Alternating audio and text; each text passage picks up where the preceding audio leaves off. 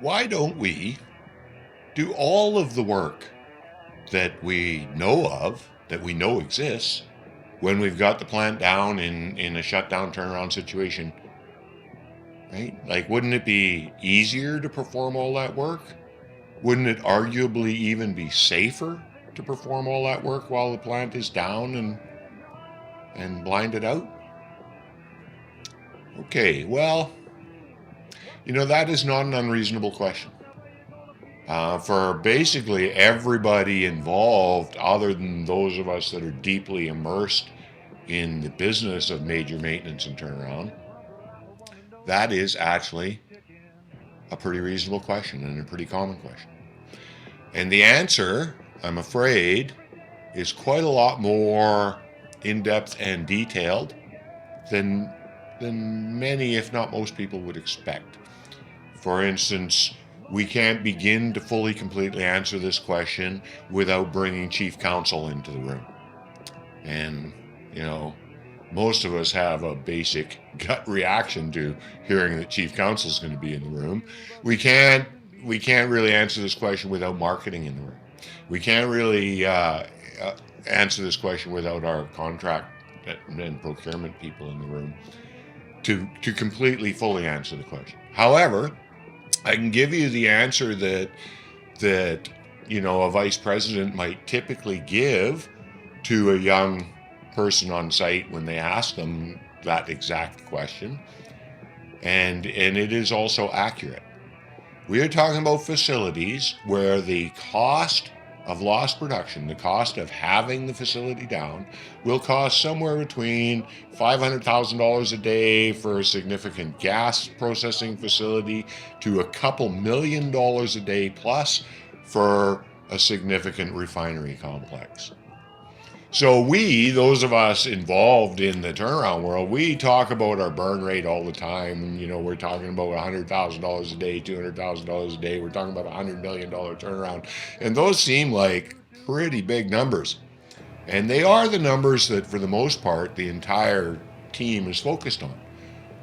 But not the team up here. The team up there is very, very conscious of those contracts and the loss per day issues, right? Like, this is big business at a really high level.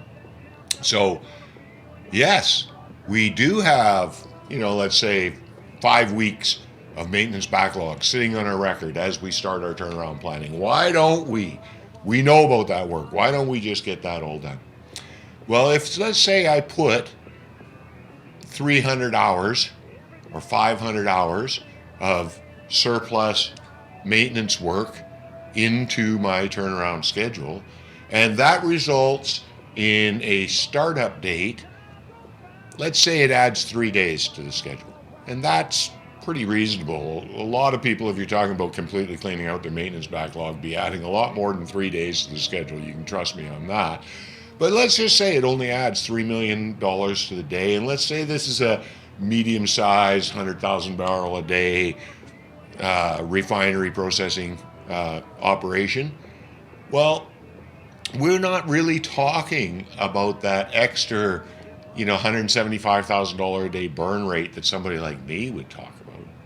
The people that you're trying to sell this to are talking about, something like $1 million a day or $1.5 million a day plus our burn rate. They barely even think about our burn rate. If you want to know the truth, I don't want to insult anybody, including myself. $100 million is still a pretty big number, but really, from where the whole thing drives down from, this is big business, right?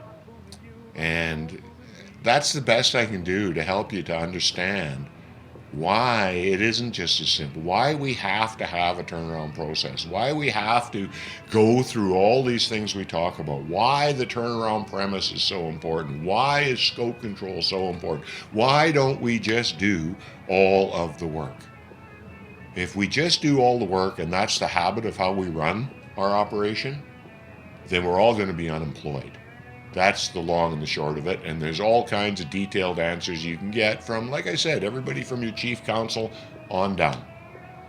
So I don't know if that helps, but I just wanted to make sure people were at least aware that we have a reason for doing it the way we do. Peace out.